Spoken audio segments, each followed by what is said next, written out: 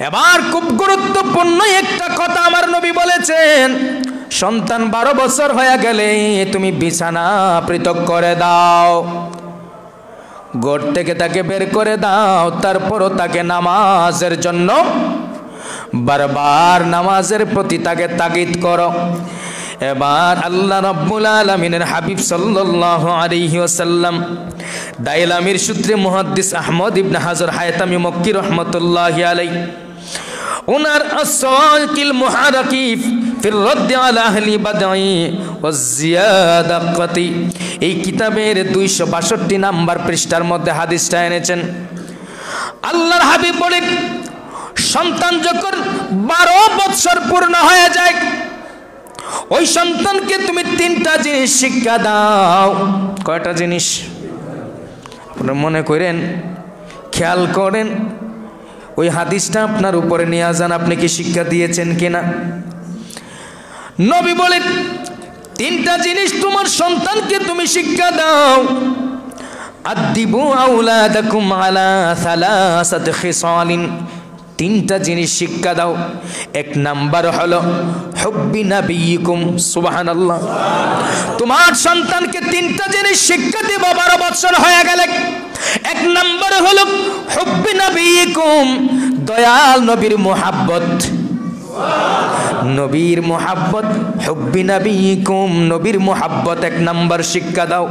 2 number ওয়া হুব্বি আহলে বাইতিহি, তোমার সন্তানকে নবীর পরিবারের, নবীর আহলে বায়াতের আলী রাদিয়াল্লাহু তাআলা, ফাতেমাতুজ জোহরা, হাসান হুসাইনের মুহাব্বত শিক্ষা দাও। 2 নাম্বার চলে গেল। 1 নাম্বার নবীর মুহাব্বত, সন্তানকে শিক্ষা দাও কোন বয়সে? 12 বছর বয়সে। কোন বয়সে? 12 বছর বয়সে বালেগ হয়ে গেছে, সন্তানকে তুমি শিক্ষা দাও, সন্তান নবীর মুহাব্বত অন্তরে ধারণ করো। যেইভাবে নবীর মুহাব্বত অন্তরে ধারণ করা যায় সেইভাবে শিক্ষা দাও। 2 নাম্বার নবীর আহলে বায়াতের মুহাব্বত শিক্ষা দাও।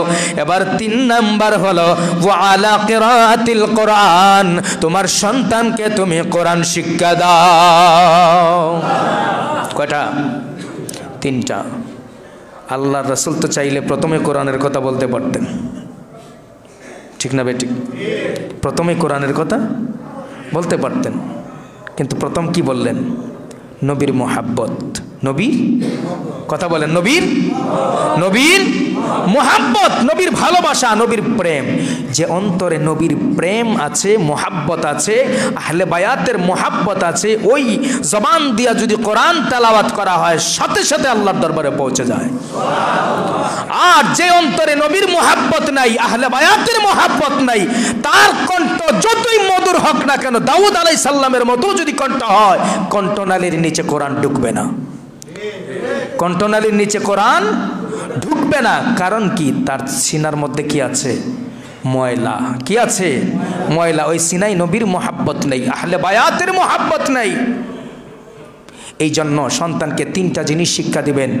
আগে নবীর মুহাব্বত শিখান, নবীর প্রেম শিখান। নবীর প্রেম যেই সন্তানকে শিক্ষা দিবেন, ওই সন্তানটা কোনোদিন বিয়াদব হবে না। যেই সন্তানকে নবীর মুহাব্বত, নবীর আহলে বায়াতের মুহাব্বত শিক্ষা দিবেন, ওই সন্তানটা কুসন্তান হবে না, বিয়াদব সন্তান হবে না। আর যেই সন্তানকে নবীর মুহাব্বত, আহলে বায়াতের মুহাব্বত শিক্ষা না দিয়া কোরআন শিক্ষা দিবেন, ওটা বড় হলে সবচাইতে বড় বিয়াদব হবে। ওটা বড় হলে কি হবে? সবচাইতে বড় বিয়াদব হবে। এই জন্য সন্তানকে সুন্নি মাদ্রাসায় পড়ান। বড় আলেম না হতে পারে, বড় আদবওয়ালা হবে, নবীর প্রেমিক হয়ে যাবে, ঠিক না বেঠিক? সন্তানকে যেখানে নবীর মুহাব্বত শিখানো হয়, আহলে বায়াতের প্রেম শিখানো হয়, সেখানে পড়ান। সন্তান বড় হলে আপনার জানাজার নামাজের পরে হাত তুলে মোনাজাত করবে, আল্লাহ আমার বাবা গুনাহগার ছিল, আমার বাবাকে মাফ করে দাও। সন্তানকে যদি সুন্নি মাদ্রাসায় পড়ালেখা করান, ওই সন্তান শুধু জানাজার পরে দোয়া করবে তা না, প্রত্যেক জুমাবার কবরের পাশে দাঁড়ায়া চোখের পানি ছেড়ে ছেড়ে বলবে, রব্বির হামহুমা কামা রব্বায়ানি সগীরা। আমার আল্লাহ বলবেন, যা আজ জুমার দিন বাবার কবরের পাশে দাঁড়িয়ে গেলি, আমি আল্লাহ তোর বাবাকে মাফ করে দিলাম। এলেমের দাম নয়, আদবের দাম বেশি। এলেমের দাম নয়, কিসের দাম বেশি? আদবের দাম বেশি। শয়তান মুআল্লিমুল মালাইকা ছিল, সমস্ত ফেরেশতাদের শিক্ষক উস্তাদ ছিল, তার মধ্যে আদব ছিল না। কি ছিল না? আদব ছিল না। উসজুদু লি আদম, আল্লাহ বলেন আদমের দিকে সেজদারত হও। সমস্ত ফেরেশতা সেজদা দিল, ইবলিস কি দেয় নাই? সেজদা দেয় নাই। এ বেয়াদব ছিল, বেয়াদবি করেছে, গুস্তাখি করেছে, আমার আল্লাহ মালাউন বানায় দিছে।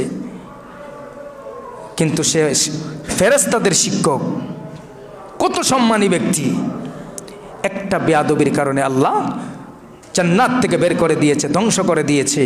সুতরাং বন্ধু আমার, এটাই বুঝাতে চাচ্ছি, সন্তান কেমন প্রতিষ্ঠানে পড়ান, যেই প্রতিষ্ঠানে নবীর মুহাব্বত শিক্ষা দেওয়া হয়, নবীর প্রেম শিক্ষা দেওয়া হয়, আহলে বায়াতের মুহাব্বত শিক্ষা দেওয়া হয়, যেই মুহাব্বত, যেই সন্তানকে ওই প্রতিষ্ঠানে পড়াইলে আহলে বায়াতের আউলি কারামের মুহাব্বত শিক্ষা দেওয়া হয়, সেই শিক্ষা প্রতিষ্ঠানের মধ্যে সন্তানকে ভর্তি করুন, পড়ালেখা করান। ওই সন্তানটা বড় হয়ে আলেম যদি নাও হতে পারে, একটা আদবওয়ালা সন্তান হবে।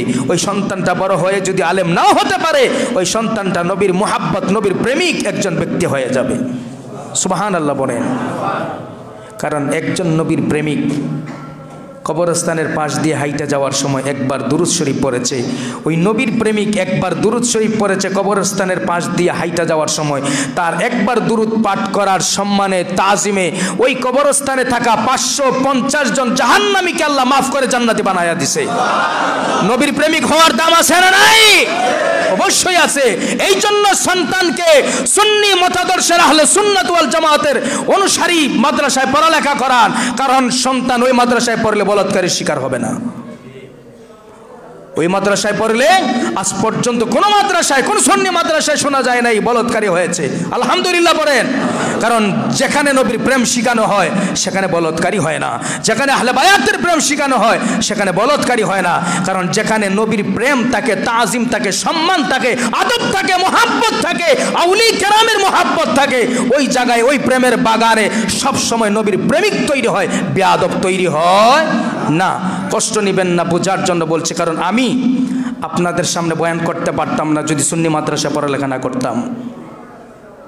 আমি যদি মোহাম্মদপুর কাদরিয়া তৈবি আলিয়া কামিল মাদ্রাসায় পড়ালেখা না করতাম, আজ আমি বয়ান করতে পারতাম না। আমার মা বাবা আহলে সুন্নাত ওয়াল জামাতের অনুসারী বিদায় আমাকে সুন্নি মাদ্রাসায় পড়ালেখা করিয়েছে বিদায় আমি আজকে সুন্নি আলেম হতে পেরেছি। অন্তরে নবীর প্রেম ধারণ করি। আপনাদেরকে নবীর প্রেমের গুণগান শিখাই, শোনাই, যেন আপনারা অন্তরে নবীর প্রেম ধারণ করতে পারেন। বন্ধুগণ আমার, এই জন্য বলছি, বৃক্ষ তোমার নাম কি, ফলে পরিচয়। মাদ্রাসার অভাব নাই, হাজার হাজার মাদ্রাসা রয়েছে। 1 মিনিট 2 মিনিট পর পর মাদ্রাসা, কিন্তু সব মাদ্রাসায় নবীর মুহাব্বত শিখানো হয় না, আদব শিখানো হয় না, তাজিম সম্মান শিখানো হয় না, আহলে বায়াতের মুহাব্বত শিখানো হয় না। যার কারণে ওই জায়গা থেকে বেয়াদবের প্রোডাকশন বেশি হয়। যেখানে নবীর মুহাব্বত, আহলে বায়াতের মুহাব্বত, আউলি কেরামের মুহাব্বত শিখানো হয়, ওই মাদ্রাসায় আপনার সন্তানকে পড়ান। এখন ভর্তির সুযোগ সময়, এই জন্য বলছি, ওই সন্তানকে যদি আহলে বায়াতের মুহাব্বত, নবীর মুহাব্বত শিখানো হয়, প্রতিষ্ঠানে পড়ান, তাহলে ওই সন্তানটা বড় হয়ে আপনাকে হাসরের ময়দানে নবীর মুহাব্বতকারী ব্যক্তি হিসাবে আপনাকে সুপারিশ করে জান্নাতে পৌঁছায়া দিবে। আল্লাহ পাক বুঝার তৌফিক দান করুন। সকলে বলি আমিন। ওয়া আখিরু দাওয়ানা আনিল হামদুলিল্লাহি রাব্বিল আলামিন। আসসালামু আলাইকুম ওয়া রাহমাতুল্লাহ। যারা সুন্নত পড়েন, যারা সুন্নত পড়ে নেন।